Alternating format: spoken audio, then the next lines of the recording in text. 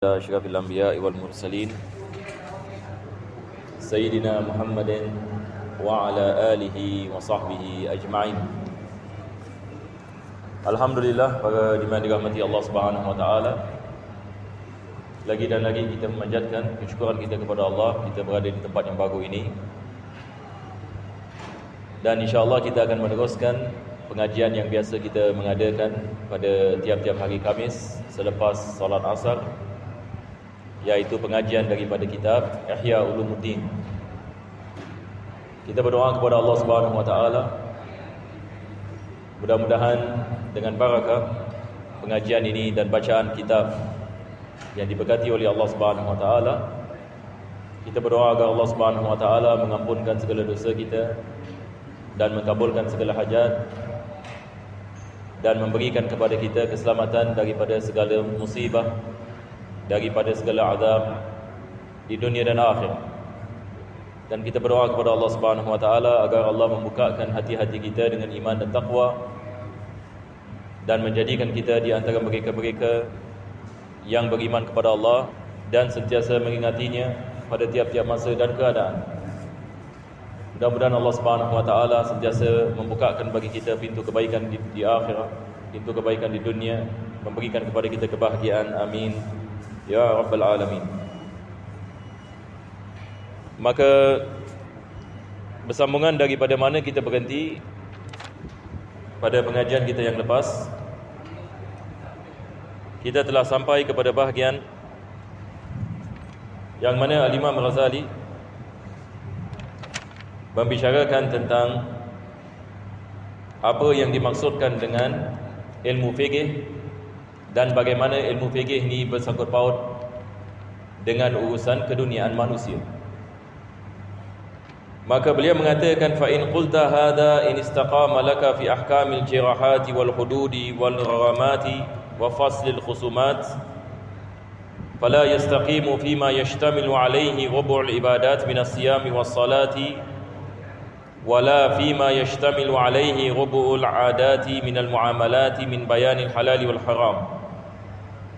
فاعلم أن أقرب ما يتكلم الفقيه فيه من الأعمال التي هي الأعمال الآخرة ثلاثة: الإسلام والصلاة والزكاة والحلال والحرام.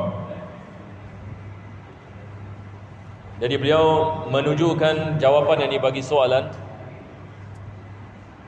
yang mana kalau sekiranya seseorang itu menanyakan, sebelum ini penulis membicarakan tentang kaitan ilmu fiqh dengan urusan keduniaan. Dia membawa misal seperti jual beli, seperti apa yang berlaku di mahkamah. Tak ada yang muka macam mana? Penulis ini memberikan misal hukum mahkam yang bersangkut paut dengan jual beli, hukum mahkam yang bersangkut paut dengan mahkamah ataupun jinayat. Jadi pada kali yang lepas kita memberikan misal ini bersangkut paut dengan urusan keduniaan yang dibagi manusia. Yang ini apabila kita melakukan jual beli, Islam mengajarkan kepada kita hukum ahkam melakukan jual beli. Apabila kita membicarakan tentang mahkamah dan jinayat, maka Islam juga membicarakan tentang hukum ahkam yang bersangkut paut dengan hukuman dan juga jinayat. Begitu juga Islam mengajarkan kepada kita tentang hukum ahkam yang bersangkut paut dengan siasah. Yani siasah yang maksudnya politik. Jadi bagaimana negeri Muslim muamalat dengan negeri yang bukan Muslim, dan apabila yang ini berlaku, yang ini persengketaan dalam negeri, bagaimana nak selesaikan masalah, dan bagaimana nak menjalankan hukuman, dan bagaimana nak menjalankan undang-undang Islam dan sebagainya. Jadi Al-Imam Ghazali dia menerangkan kepada kita bagaimana agama Islam ini dia merangkumi segala aspek kehidupan manusia. Bagaimana agama Islam dia meletakkan hukum ahkam bagi segala perkara yang dikehendaki oleh manusia, supaya manusia dapat menjalankan hukum ahkam Allah Subhanahu wa taala, dan agar manusia mendapatkan keridaan Allah Subhanahu wa taala di dunia dengan melaksanakan apa yang diperintahkan oleh Allah, di dalam ini urusan seharian dalam keduniaannya, dan apabila dia kembali kepada Allah, dia akan diberikan pahala yang besar. Maka Al-Imam Ghazali menunjukkan satu soal. Kita mengatakan hukum ahkam jual beli bersangkut paut dengan urusan keduniaan kita. Kita mengatakan hukum ahkam jinayat bersangkut paut ini dengan masyarakat. yakni bagaimana kita menjaga masyarakat ini daripada jinayat, daripada perkara-perkara yang mendatangkan kemudaratan. Begitu juga pernikahan, bagaimana kita menjalankan hukum ahkam pernikahan. Begitu juga dengan faraid. Tetapi apakah kaitan yang salat dengan dunia? Ini soalan. Kalau kita mengatakan muamalah dan jinayat kita boleh kaitkan dengan urusan keduniaan, bagaimana kita nak kaitkan ibadah dengan urusan keduniaan kita? Ini adalah soalan yang ditujukan oleh Imam Ghazali. Sebab mungkin ada orang menanyakan, dia mengatakan ilmu fikih bersangkut paut dengan urusan keduniaan. Baik, kita boleh faham jual beli bersangkut paut dengan urusan keduniaan, siasah bersangkut paut dengan keduniaan, jinayah bersangkut paut dengan keduniaan. Tetapi bagaimana dengan ibadah? Bagaimana dengan salat? Bagaimana dengan puasa? Bagaimana dengan zakat? Jadi beliau mengatakan, apabila kita melaksanakan salat, apabila kita melaksanakan puasa, maka ini bersangkut paut ini dengan urusan keduniaan kita. Bagaimana yang ini bersangkut paut dengan urusan ini keduniaan kita? Sebab yakni apabila kita nak melakukan salat, kita perlu meraihkan bila masuknya waktu salat. Maka masuknya waktu salat ini bersangkut paut ini dengan dunia. Maksudnya peredaran di antara datangnya malam dan siang. Bilakah masuk ini waktu zuhur, bila keluar ini waktu zuhur, bila masuk ini waktu asar dan sebagainya. Maka dia bersangkut paut ini dengan tahar. Bagaimana kita dapat membersihkan diri kita secara zahir. Bagaimana kita dapat menggunakan air mutlak apabila kita mengambil wudu. Dan kita membezakan di antara air mutlak dan air yang bukan mutlak. Apa itu air musta'mal dan air mutanajjis. Maka ini bersangkut paut ini dengan urusan keduniaan. Maka seorang faqih menerangkan hukum ahkam. Bagaimana kita nak melakukan salat, bagaimana kita nak melakukan wudu, air jenis mana yang perlu kita ambil, bagaimana kita melakukan istinja, bagaimana kita menentukan masuknya waktu. Sama juga dengan puasa.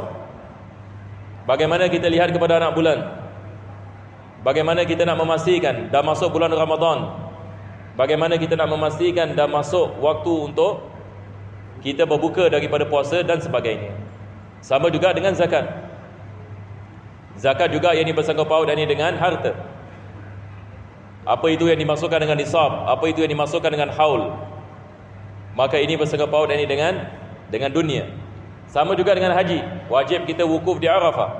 Kita tidak boleh wukuf di tempat yang lain. Jadi Al-Imam Ghazali sekarang ini dia menerangkan kepada kita bagaimana ilmu fikih bersangkut paut dengan urusan kita di dunia ini. Sama ada dalam urusan yang ibadah ataupun urusan muamalat ataupun yang jinayat. Maka beliau mengatakan,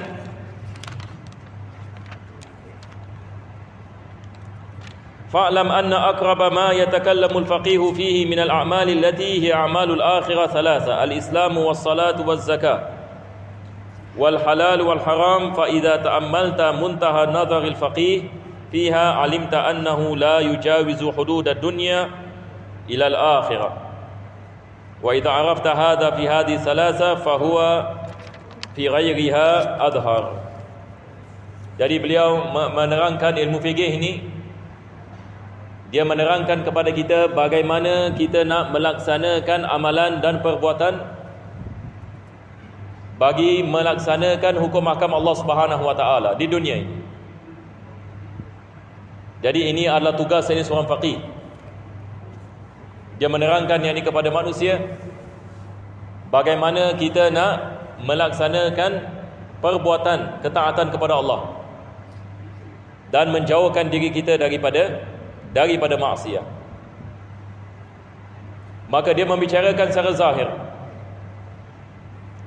Dan ini adalah perkara yang kita memerlukan bagi akhirah. Yakni kita memerlukan untuk kita melaksanakan perintah-perintah Allah dan meninggalkan larangan Allah Subhanahu wa taala, dengan kita memahami yakni hukum ahkam fikih, supaya ia menjadi bekalan yang dibagi kita pada hari akhirat. Maka ini adalah perkara yang sangat penting sekali. Seperti mana Nabi kita sallallahu alaihi wasallam dia mengatakan, ad-dunya mazra'atul akhirah. Yani dunia ini dialah cocok tanam ini bagi akhirat.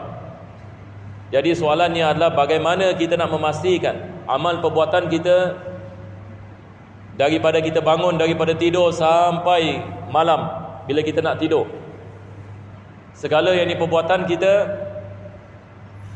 ada kait-mengait dengan hukum ahkam Allah Subhanahu wa taala, agar kita mendapatkan pahala daripada segala amalan kita.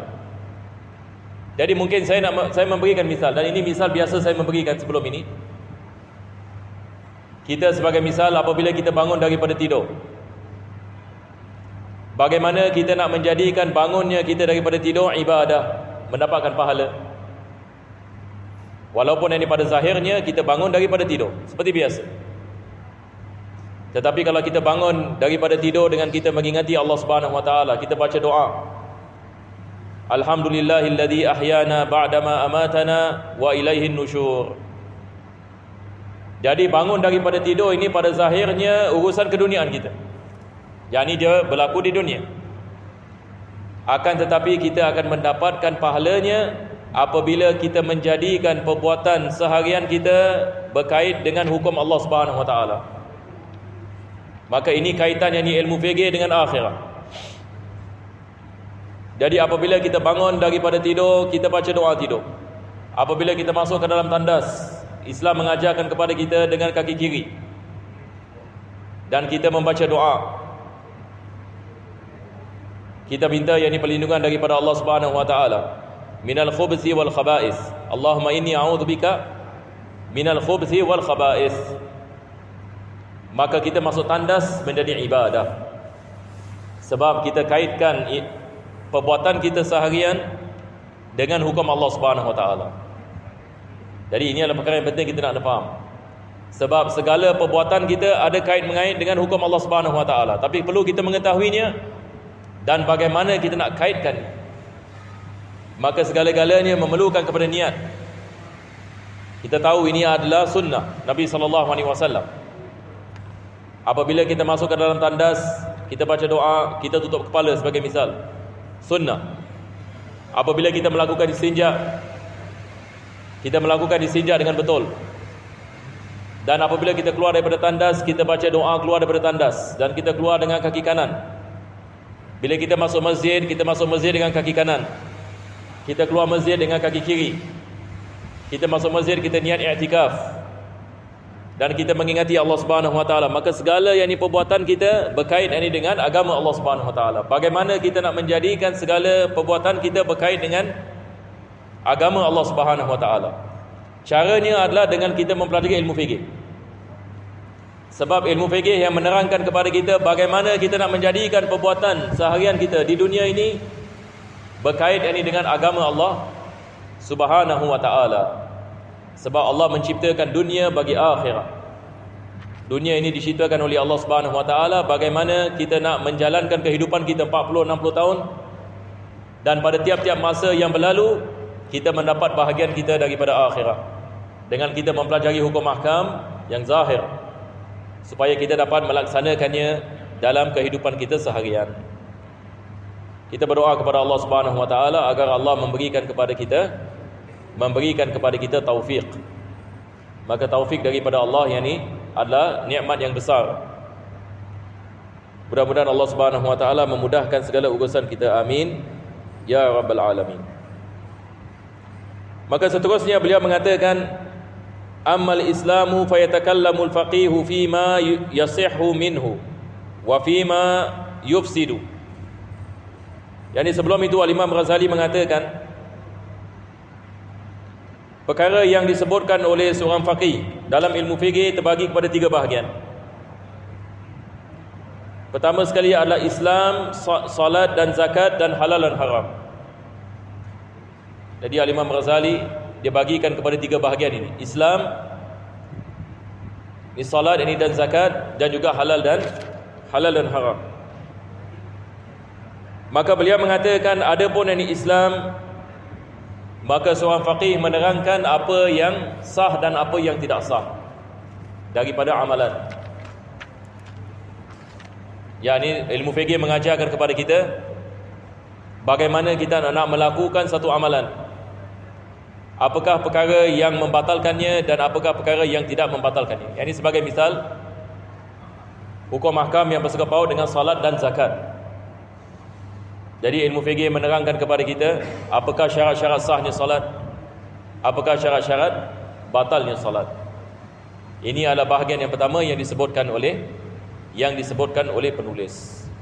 InsyaAllah pada keesokan dan harinya kita akan meneruskan membicarakan kaitannya pada bahagian-bahagian yang lain.